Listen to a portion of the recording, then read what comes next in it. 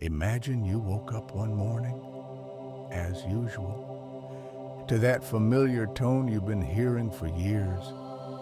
You try to snooze it, silencing the daily reminder that it's time to put on the costume, to be who the world expects you to be. You move through the familiar choreography of your morning, a ghost in your own routine. You pour coffee that tastes exactly the same as yesterday and the day before that.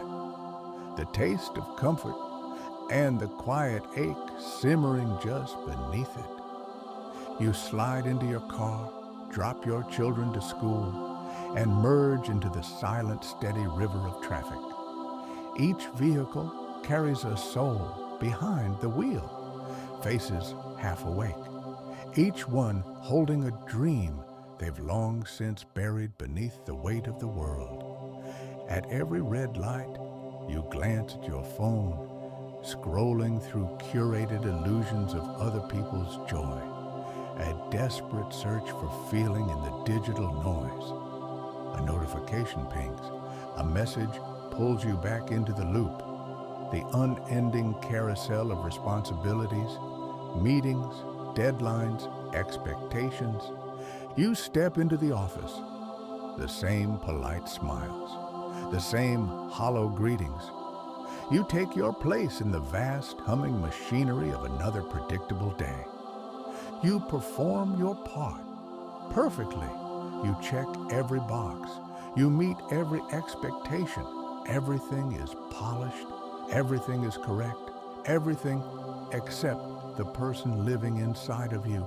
Somewhere in the quiet depths of your being, a dissonant note plays, a persistent whisper beneath the noise.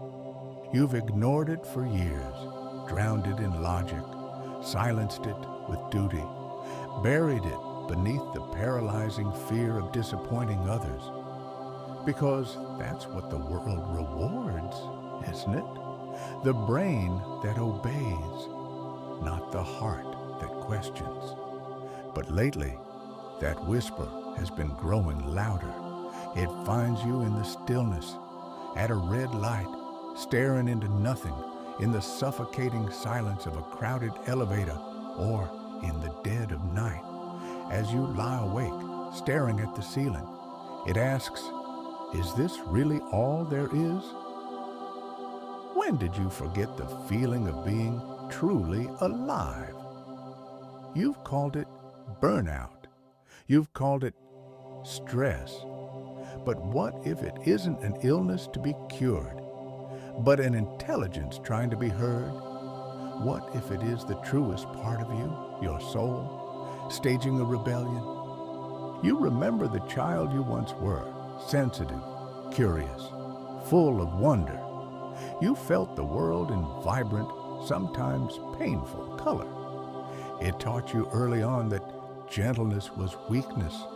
Maybe a teacher favored someone louder. Maybe you sat on the bench, unseen, unheard. So you learned. You learned to build walls around your heart. You learned to earn love by performing, to chase worthiness through achievement. You believed that if you did everything right, good grades, the right college, the stable job, you would finally arrive at a feeling of wholeness. But every milestone only carved the emptiness deeper. Your parents did the same.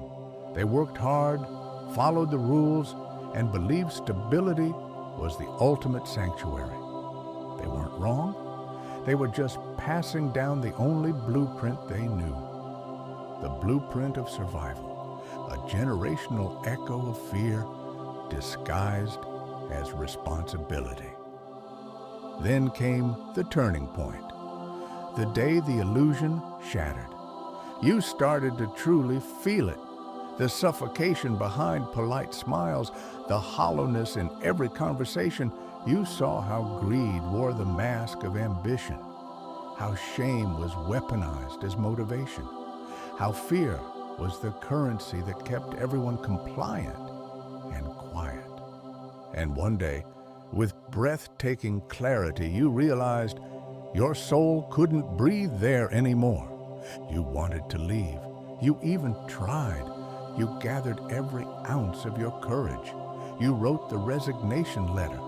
But the moment you spoke your truth aloud, the voices rose around you, an orchestra of caution from family, friends, and colleagues, all speaking the universal language of fear.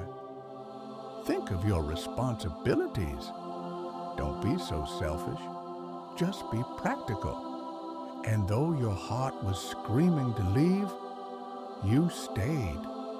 You reversed the decision. You convinced yourself that it was the mature, responsible thing to do. And in that moment of surrender to their fear, a light inside you began to dim, not all at once, but slowly, imperceptibly, like a star winking out in a distant galaxy. So you started praying. Every night, you whispered to the universe, not a request, but a surrender. If this prison is not my path, then please tear it down. You no longer had the courage to walk away, but you held on to the faith that the universe would show you the way out.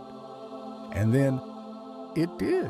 The universe intervened, not gently, but with a divine precision. A door didn't just close, it was slammed shut. An ending arrived that you did not choose, but one you had profoundly asked for.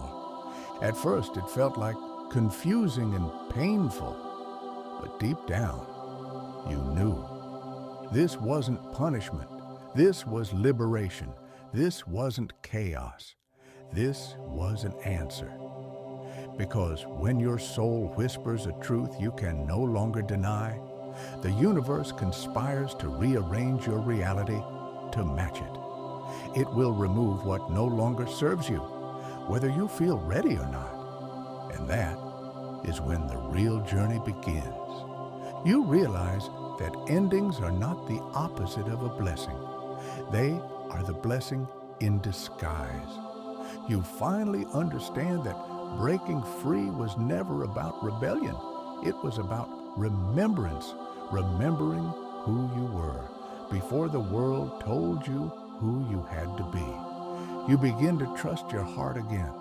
The brain is a masterful calculator of risk, a fortress built to keep you safe. But the heart is a compass. It doesn't calculate. It knows. It points toward your true north.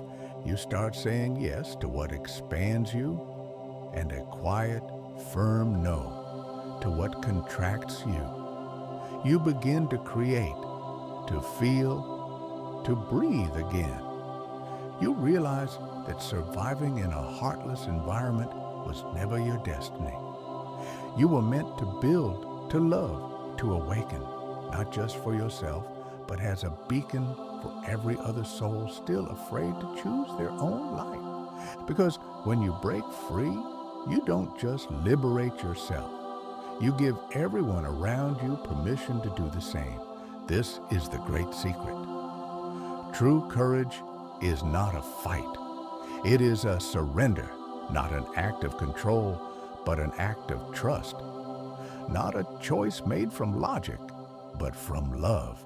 And maybe one day you'll wake up again to the same alarm, under the same sky, in the same world, but everything inside of you will have shifted forever. Because this time, you're no longer listening to the noise of fear. You're finally listening to the quiet, unstoppable truth of your heart.